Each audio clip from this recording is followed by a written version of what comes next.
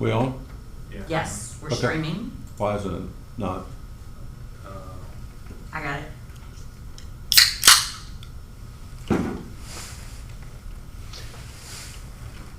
So they can hear me. Yes. Okay. Hey, KW Dunwoody, 10 o'clock on Tuesday. Just hang in there for a minute. I'm going to give it 5 more minutes just to allow critical mass to get on, and then away we go. A lot of topics to talk about. So just hang in there. We're going to start in about 5 minutes.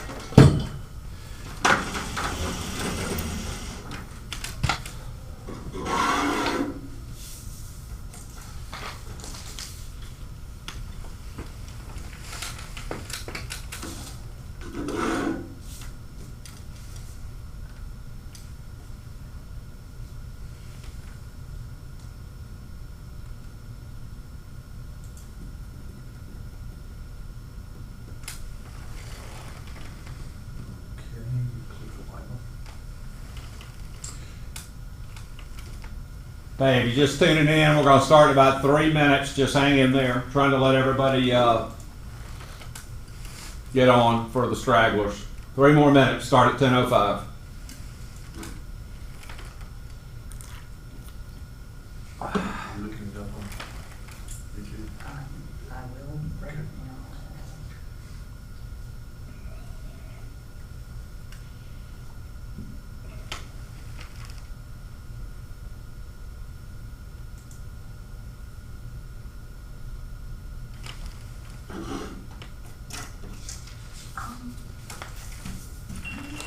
I'm not seeing it yet, but it may be that delay.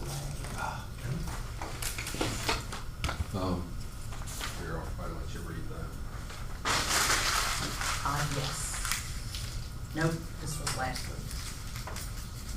No? That? No, sorry. Pardon me. Yes, yes. It's streaming now? Okay.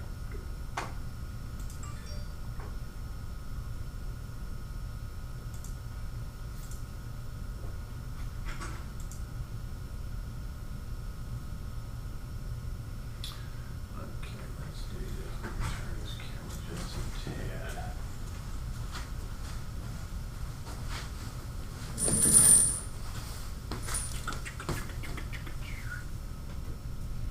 Terry texted, she's trying to watch the sales meeting. It's on now. Okay, It's on it was now. before, There was just There's a lag. 1 minute delay. Okay, I got you. It's like when you watch the Super Bowl, you think you're seeing it live. you're So not. all the stuff I've said have not been heard or not? No, it has. Okay. Yeah. Everybody realizes it's on. All right, here we go. KW Dunwoody, March 24th, Tuesday, 2020. Glad you could join us. We are going to talk about a lot of topics today.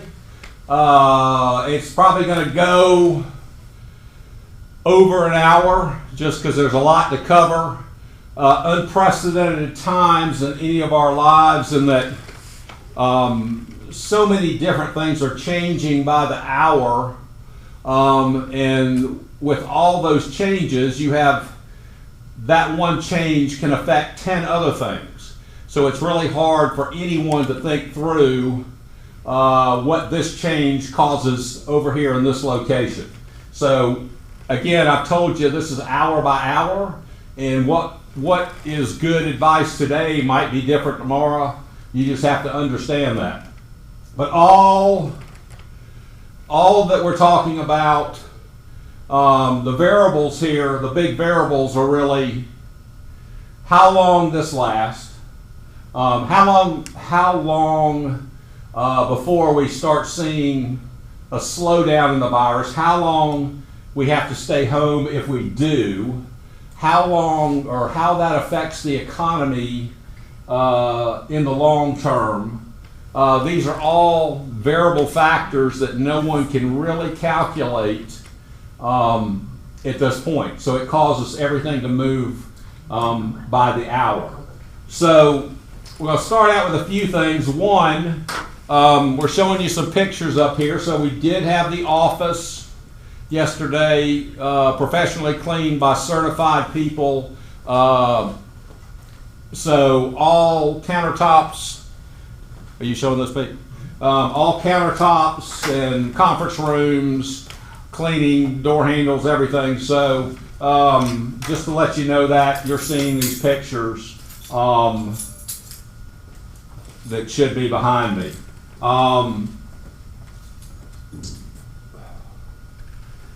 Let's talk a little bit to start out. There's a lot of questions out there and a lot of things. What I really want to focus on the most is things that this virus and the situation is changing that affects your real estate business and how to protect yourself best. So again, every day I'm talking to a lot of people, and these are situations they've come up with, I've thought of, that might have changed because of the situation. So let's start going through a couple of these. Somebody asked me yesterday, if you receive a contract on your listing, what rate should you put in for the buyer? So let's just say, the good news is y'all got this. Randy is updating us regularly, which is fantastic. We've had a crazy 2 weeks in the rate environment. We went from 3 10 days ago up to 5, back to 4, and now with the Fed stepping in and all the guarantees that they're putting out there now as far as the liquidity and the credit market and stabilizing that. Yesterday you got the email from Randy. They were at like 3.375, which is again toward the low, and that's great. A big part of all this and coming out of this is stabilizing credit markets and keeping them liquid. So the good news is rates are low there. But if you have a contract come in today that had 3.35 or 3.5 or even 3 5/8, let's say even 3 3/4, are you comfortable? Should we be comfortable with accepting that rate in the buyer's finance part? Because remember, that blank where you put in the rate really has to do with a rate that they would accept and still close. This is a really tough one because as volatile as these rates are, who's to say? Rates by the time you close 30, 45 days could be up at 5 or even 6.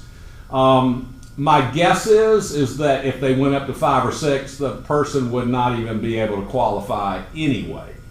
But here's my advice to you. I think this is the best play on this.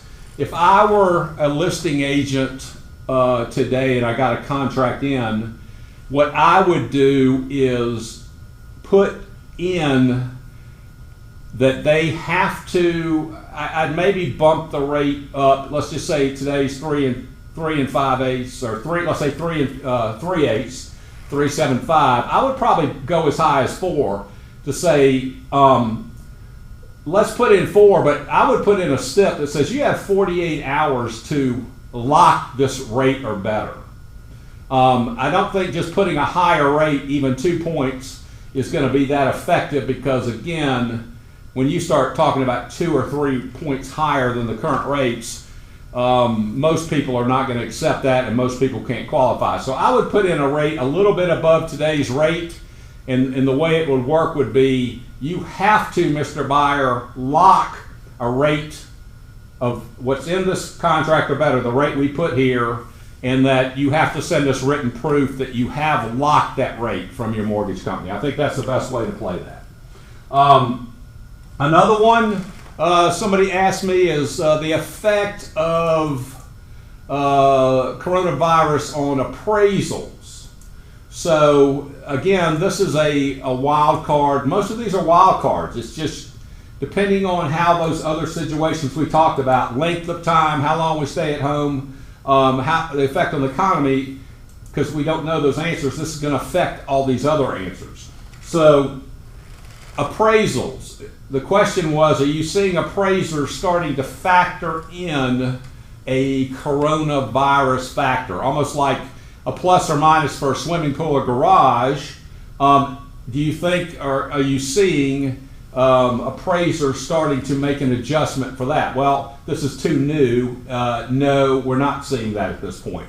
All we know is appraisers are a little overwhelmed right now. I don't think it's impossible. Again, this is a wait and see type thing. If this is over quickly, probably doesn't affect anything. If it goes a long time, it will be a factor where they're gonna take a certain percentage off just because of the effect that less business is being done, causing probably prices to come down.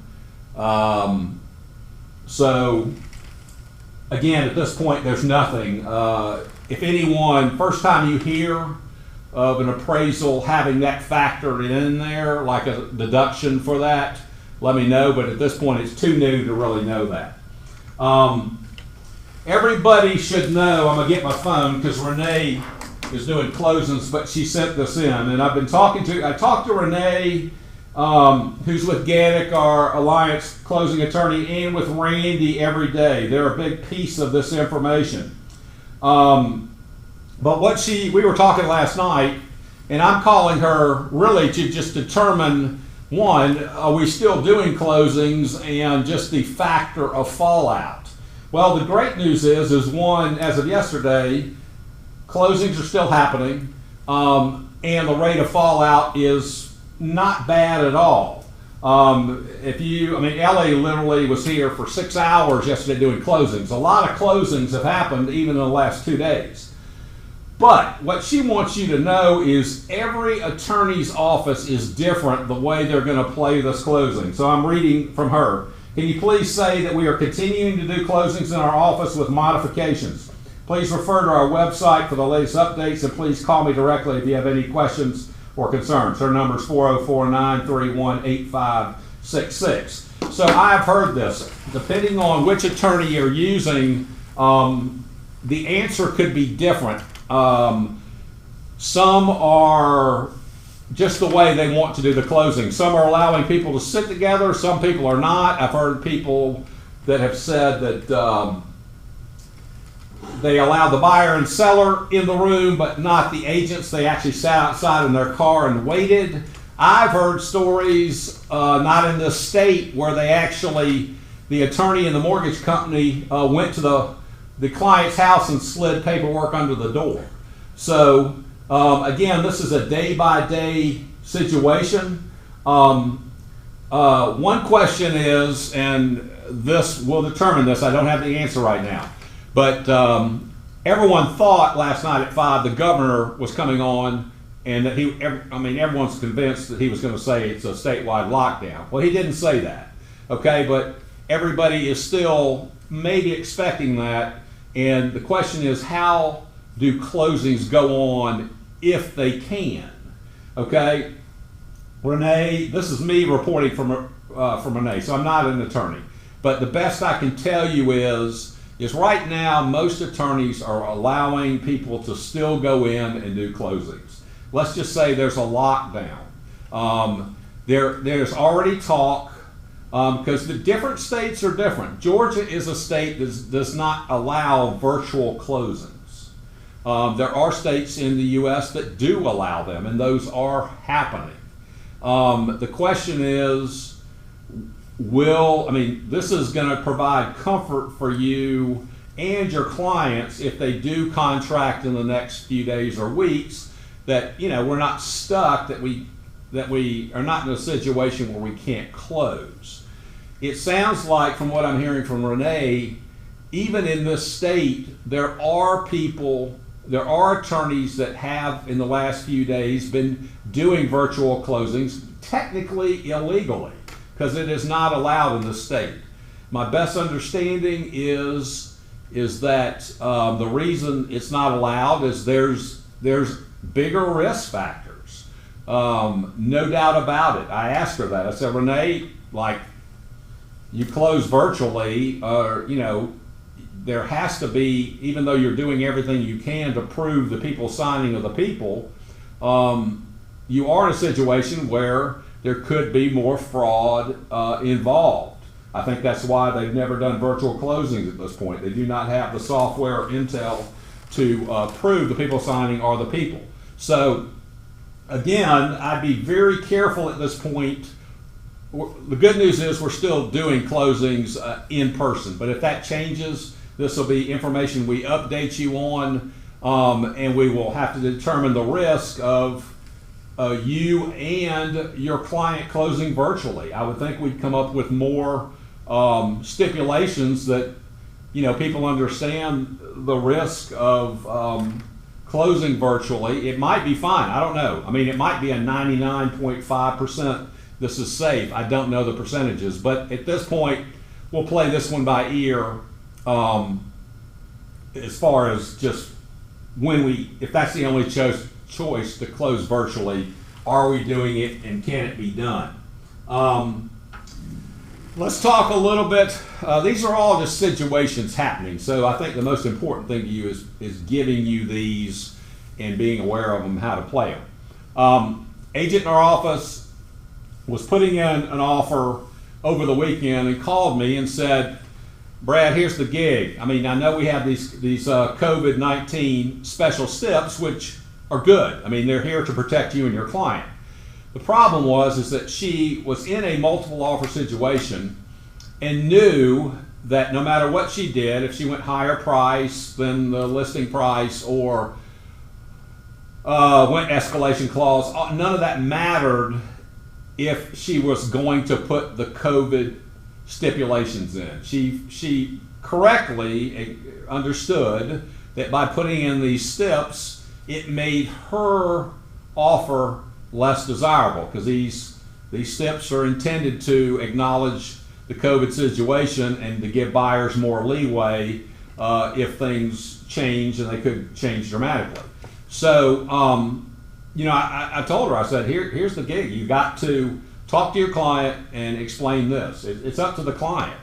Either we need to put these steps in, which will protect you if things change drastically and that you're still covered and you get your earnest money back, or it's your choice. If you want the house that bad and feel like that these steps in there are going to make your offer less competitive, then if you're comfortable with knowing that you could lose your earnest money, you could go forward and not put the steps in. If it was me personally, I don't think I'd have too many clients not putting the steps in, protecting them, which is what she did. The clients chose to put in the COVID special steps that protect, just as she suspected. They did not get the offer. And the agent was very nice. Agent on the other side said just that. Said that your offer was not accepted because you weren't as competitive with the steps. The listing agent went on to say, if I were putting in an offer for my buyer, I would have put in the steps also. So again, that's only going to come into play if you're in a multiple offer situation, but just something to be aware of. One other situation that's occurred in the last couple days that's affected a bunch of you. I predicted this a while back, but all this Open Door, all the companies that buy Look more at the camera. buy property, all the iBuyer companies that have been buying. I said a while back that if prices begin to decline, or there's a thought that that would happen, you could see them literally out of business in a day. Well, that maybe just occurred, at least in the short term. If any of you had contracts that were tied up with that, I have plenty of people called, hey, my buyer is buying a new home build, and Open Door was the buyer of their home. Most of you that were in that situation in the last 3 days have discovered that every single contract that those companies had under contract, they just flat canceled them. And I believe it didn't even cost them anything. Most of those companies had language in their contracts that said up till closing they could cancel at any time. So that's pretty damn crummy on when you think about it. That here are a lot of people that they were going on these people's reputation of, hey, you put in an offer on my house, you're going to buy it. A lot of these people in that situation are actually older, and here just pulled the rug out from under them. We're not closing on anything, and I understand why. I mean, basically, they have the potential of owning a bunch of homes that all their risk arbitrage in buying the home and the price they offered has changed drastically and could drastically lower depending on the length of this. So they just want it out. Just be aware that situation has occurred. I mean, my guess is the iBuyer stuff for a while is no longer in play. Nobody even wants to buy something, have to hold it, knowing that prices could be dropping. Prices actually could be going up. Here is something kind of interesting I thought about. Even though, let's just say this is a medium situation. Like it's not the worst case scenario, but it's not the 2-week scenario. One interesting factor, again, I can't tell you how this will play out, is real estate in America is regarded as one of the safer investments on the planet.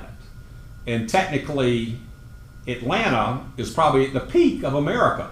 So who knows? I mean, 2 weeks, 2 months, a year, we could actually be overrun with business just because all money in the world, in countries in the world that live in money systems and governments that are far less stable, might look at American real estate as the best place to put their money, the most secure place to put their money. I don't rule that out as a factor that once all this clears and takes a while to actually heal, I think that's a possibility, actually, that we could be crazy good just because of the security of real estate in America and Atlanta. So those are kind of the 5 factors in the last day or two that's just come up that I see that affect your business. Very soon we're going to have a bunch of videos. We're trying to do videos that we feel like affect your business the most. The big question that I guess the biggest question out there is advising clients on what to do. Again, we're in a unique situation where there's a great divide right now, and both sides are right in their own mind. You have one side or one part of the population that views this as a very, very, very serious situation, health-wise, and what they want is everyone to lock down, everyone to acknowledge the seriousness of this disease. Lock down. The best ways to lock down, lower the curve, and we're out of it sooner. And in their mind, no matter why they believe that or not, or that's they're correct. Okay, There's nothing wrong with that. I would say one thing that we have to stop doing at every level, us individually, as well as the press, is we got to stop judging and we got to stop giving our opinion, because it's not doing any good. I mean, it's just our opinion. We're just one person. On the other side of that divide are people that actually think the exact opposite. That either one, it's not a big threat, even though that, to me, that's silly. I mean, you can prove it's a big threat. But two, even though they acknowledge that this is a big health situation, they have read, I'm assuming it's accurate, that the rate of fallout, the death rate of this will be 3% of the population. Okay, so 3 in every 100 people. So they're weighing that factor in. So the truth is, at least 50% of the planet probably has $500 to their name. Okay, so if we lock down for any length of time, they're already figured out, how do I get through this? How do I begin to do 2 weeks or a month or even 3 months? That doesn't work. In their mind, that angle doesn't work. So those people actually would choose that there's no lockdown, that everyone go back to work. I have to have a paycheck to take care of my family, and that I am going to take the chance that I'm the 97%. Both sides are right in their mind. If you have a family, kids, limited income, or you need your paycheck, that's not, in your mind, an incorrect call to go, I would rather work and take the chances. The other side is correct too. If the health or the thought of 3% dying bothers you extremely, and I don't have an opinion on this, I'm not on either side, I'm just telling you both sides and why this is such a major divide, then you're upset that people aren't staying home. I think you just need to be tolerant of both sides, because you're not living their life and they're not living your life. So I don't think that the people that want to go out and work are doing it, they're just not nice, mean people. They have a real reason why they're doing it, and it's probably to support and protect their family. The other side, it's a health reason. Both are right. I think we should just honor both sides at this point, and not, it does no good to be accusing, just we need to understand that both sides in their mind and their situation are correct. So back to, how do we advise our clients? Well, that's the key point of this. You're going to have clients, buyers or sellers, you're going to have inspectors, you're going to have appraisers, you're going to have closing attorneys, you're going to have mortgage people that are on one side of this or the other. And all we can do is try to explain the divide, and that both are right in their mind.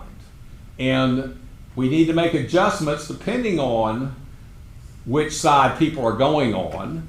But I would explain that to my client. So if my seller were to say, what do I do? Do I hold an open house?